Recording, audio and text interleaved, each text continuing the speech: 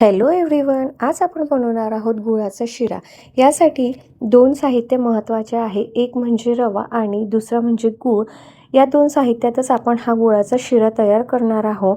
त्यासाठी तुम्ही बारीक रवा किंवा जाड रवा सुद्धा वापरू शकता। इथे एका कढईमध्ये 2 चमचे मी साजूक तूप घेतलेला आहे। त्याला व्यवस्थित गरम करून घ्यायचं आहे। त्यामध्ये बारीक काप केलेले काजू आणि बदाम मी परतवून घेणार आहे। सोबतच इथे पाऊण कप रवा घेतलेला आहे। पाऊण कप रवा जर तुम्ही घेत आहे तर त्यासाठी 1 कप गूळ असं प्रमाण तुम्हाला घ्यायचं आहे।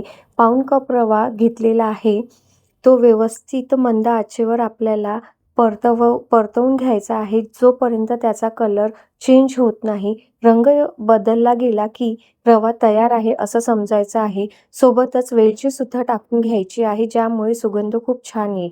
रवा व्यवस्थित भाजला गेला आहे हे त्या कलरवरूनच कळतं, जेव्हा गोल्डन ब्राऊन असा कलर त्याला येतो। सोबतच दुसरीकडे आपण 1 कप गूळ, त्यासाठी 2 कप पाणी असं मिश्रण तयार करून घेणार आहे।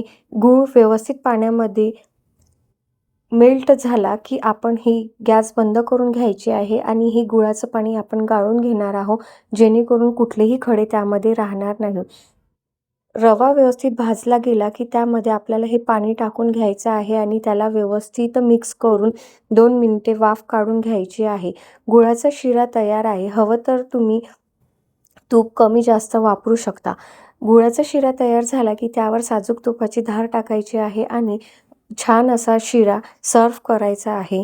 तयार आहे आपला गुळाचा शिरा। कमी साहित्यात बनतो आणि खायलाही अप्रतिम लागतो। Thank you for watching.